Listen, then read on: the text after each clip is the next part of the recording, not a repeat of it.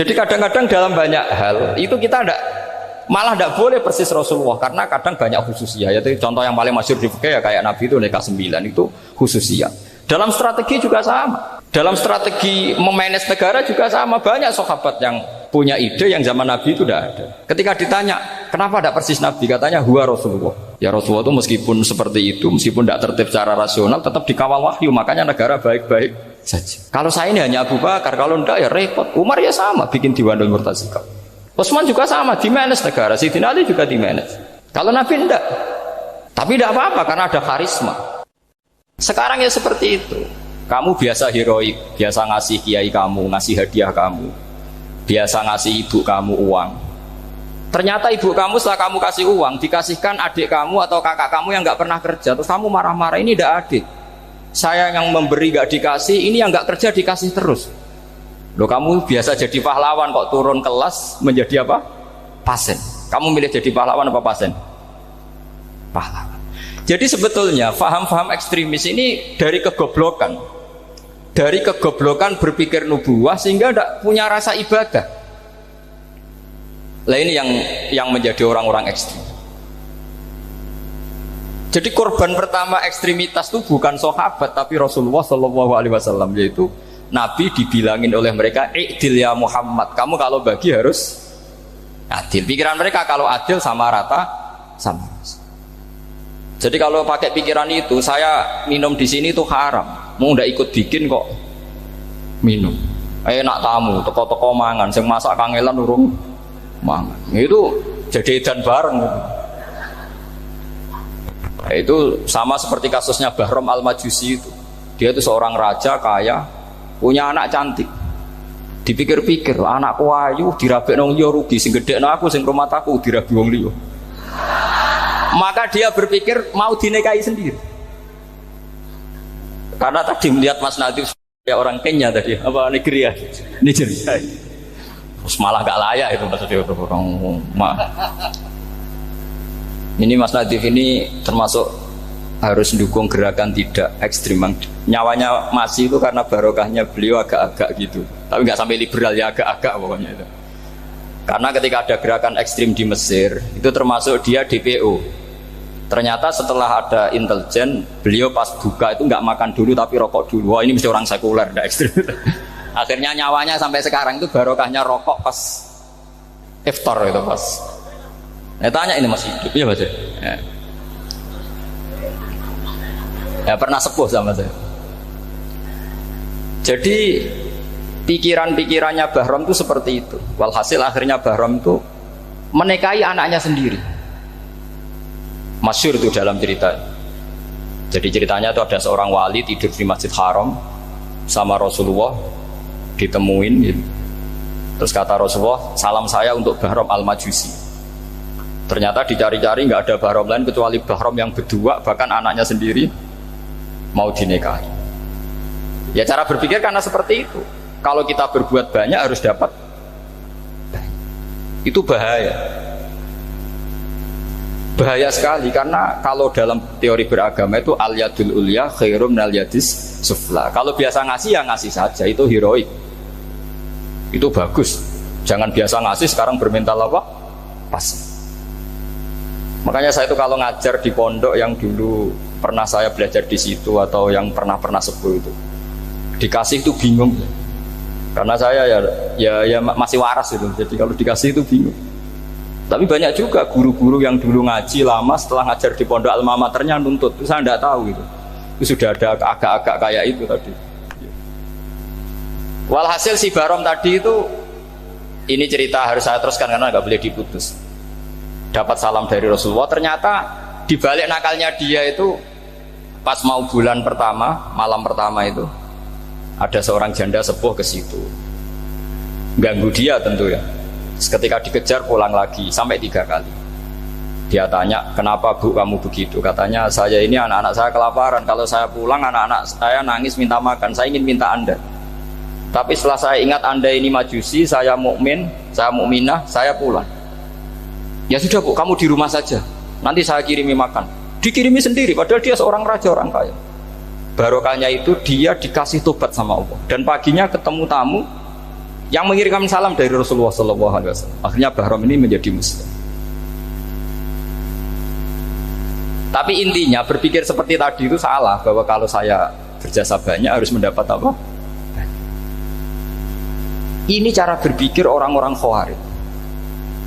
Begitu juga era Sayyidina Umar, era Sayyidina Utsman, Ali, itu juga ngalami orang-orang yang ekstrim. Misalnya begini, saya contohkan korban-korban ekstrim yang real. Sayyidina Ali itu masyhur, dia punya musuh besar namanya Muawiyah. Karena permusuhan ini tidak bisa dihindari. Jadi kalau dalam fikih Islam ini, anak-anak saya ajari fikih, kalau orang mukmin membunuh orang mukmin itu hukumnya dosa besar apa kecil? Besar. Itu di bab kisos. Tapi orang fikih itu unik. Di fikih itu ada kitabus siyal namanya. Di takrib ada kitabus siyal. Dan di situ ada penjelasan mangkutila duna mali fahuwa syahid.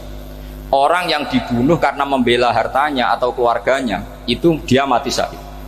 Kalau dia posisi membunuh, maka malingnya atau penjahatnya muhaddarun damu, nggak punya hak nuntut kisos karena dia anggap nggak ada artinya darah.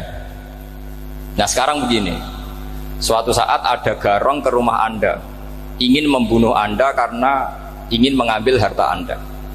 Anda ingin ingat status mukminnya atau status garongnya. Terus kamu mau dibunuh diam aja, saya tidak mau membunuh orang apa? Mukmin atau membunuh orang muslim.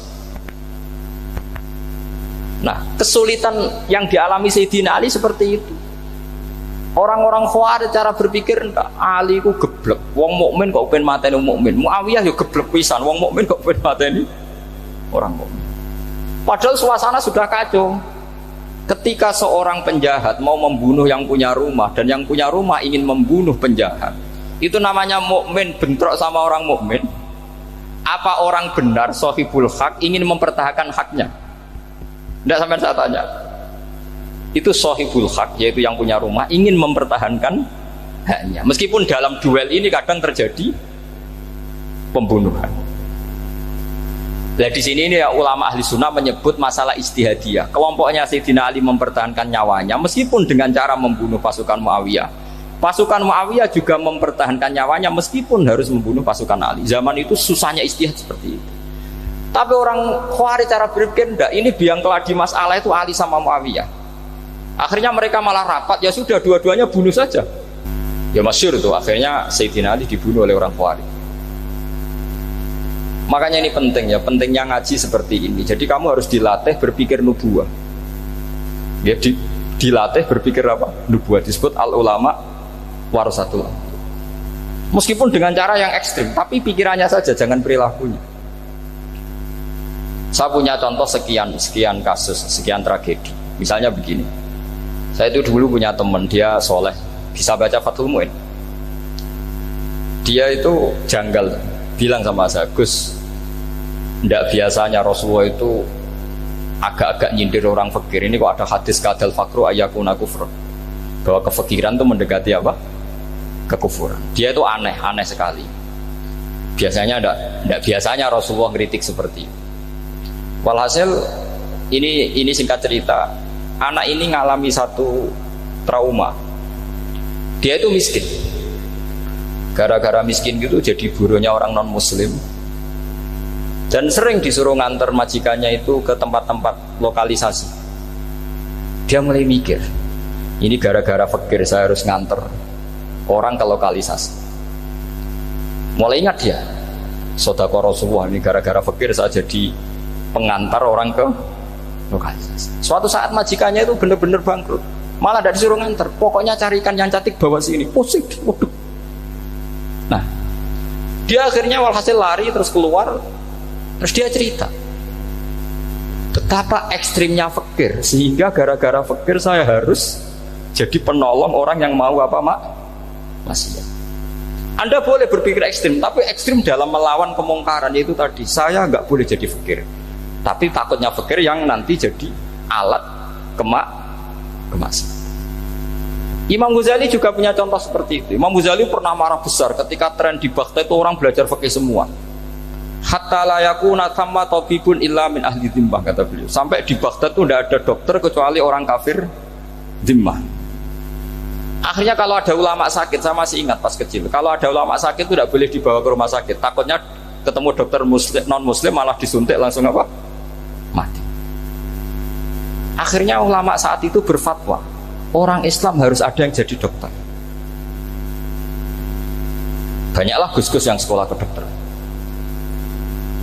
Yang masyhur ya seperti Sahal itu, Sahal bin Abdul Fattah. Itu dulu putranya Ki Fatah yang menolong Mbah Mahfud saat sembunyi. Saking idolakannya Basal, anaknya dinamakan Sahal, tapi dia jadi dokter spesialis bedah. Begitu seterusnya urusan negara. Dulu itu orang jabat itu tidak boleh, karena jabat itu dekat dengan syubhat, dekat dengan haram. Tapi gara-gara pejabatnya non muslim, kalau bikin aturan ya ala non muslim. Ulama akhirnya sadar, andikan kita yang jabat pasti tidak seperti itu. Bisa bikin perda ini, bisa bikin pelaturan begini yang menguntungkan Islam. Nah, jadilah banyak pejabat yang sekarang muslim. Tempat-tempat maksiat diobrak-abrik sama Satpol PP macam-macam. Kita untung. Tapi kalau orang-orang khawarij pikirannya pokoknya pejabat itu dekat dengan haram, dekat dengan syubhat. Padahal dengan kita jabat bisa bikin perda atau apa yang menguntungkan Islam. Kemudian menjadi masalah baru secara fikih. Ini adik-adik dengerin biar kulino senam fikih. Kalau caleg soleh, misalnya Mas Nadif nyaleng, ini tadi tak guyoni, mau jadi bupati ndak, kalau ya mau usah dukung. Jadi misalnya gini ya, Zaid sama Bakar, misalnya Bakar itu orang soleh, mau jadi calon lurah. Dia tahu kalau dia lurahnya kampung lebih baik. Kalau yang jadi ini Zaid, itu kampung itu rusak karena dia suka dugem, suka macam-macam. Kemudian Zaid ini pasti jadi karena beli suara. Misalnya per kepala itu dibeli 50.000. Bakar ini kalau nggak beli suara kalah. Padahal dengan kalahnya Bakar artinya kemenangan, kemungkaran. Itu zaman era Fathul Mu'in, muridnya Ibnu Hajar Al-Hitami. Ibnu Hajar muridnya Abu Zakaria Al-Ansori itu fatwa. Yang soleh ini wajib beli suara, bukan boleh, wajib beli suara. Tapi ini namanya tidak nyuap, perlu dicatat, ini namanya tidak nyuap. Jadi tidak bisa kamu kaitkan misalnya ar-rosi wal murtasi finnar. Yang nyuap maupun yang menerima suap adalah sama-sama di neraka. Tidak bisa seperti itu, karena logikanya dibalik. Sekarang Bakar ini beli suara itu untuk membeli kebenaran, untuk mengawal kebenaran. Zaid beli suara untuk menopang kebatilan. Berarti namanya Bakar ini penyuap atau pembeli kebenaran? Pembeli kebenaran. Ya, harus dibedakan. Nah, ini pentingnya ulama. Memang nyatanya seperti itu. Yang dikatakan nyuap, riswah itu adalah membayar uang li'ibtolil haqqi, untuk membatalkan kebenaran atau membenarkan kebatilan, itu namanya nyuap. Tapi kalau mengeluarkan uang untuk menghakkan barang hak dan membatalkan barang batil, itu namanya uang perjuangan. Nah, ini pentingnya mikir.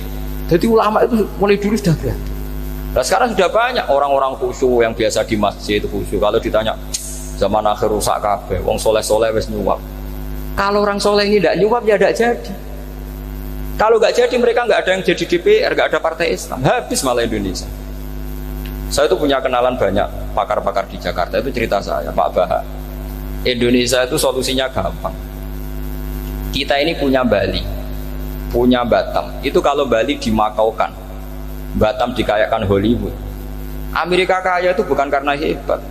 Pornografi dijual, tinju di Nevada itu dijual, di Las Vegas dijual, apa saja dijual. Kok tidak kaya itu gimana? Sementara Indonesia mau aur-auran gitu, sungkan partai Islam. Sebenarnya Indonesia gampang, kalau ingin kaya Bali itu dikayakan Hollywood atau dikalahkan Makau jadi kota judi, Batam dijadikan kaya Las Vegas. Itu transaksinya pasti triliunan. Orang kamane wong muda dijual, judi dijual, orang tinju dijual. Tapi gara-gara ada partai Islam, nyari rumus solusi ekonomi itu yang tidak seperti itu. Akhirnya kangelan. Ya, akhirnya rapati suka. Tapi barokah tetap barokah partai apa? Islam. Yang menangnya caleg-calegnya rata-rata ya beli. Kalau tidak beli habis. Saya bukan menghalalkan nyuap, tidak. Kalau nyuap tetap haram ila yaumil qiyamah. Tapi kalau suratul masalah seperti ini kamu mengatakan suap, itu beda. Ini suratul masalah yang tidak ada kaitannya dengan suap. Asal lawannya batil ya. Kecuali lawannya sama-sama hak. Dua calon di kampung itu soleh sama soleh. Ini yang soleh bayar nggak boleh karena siapapun yang jadi soleh itu tidak boleh. Makanya kalau cari musuh yang dolim biar halal ya.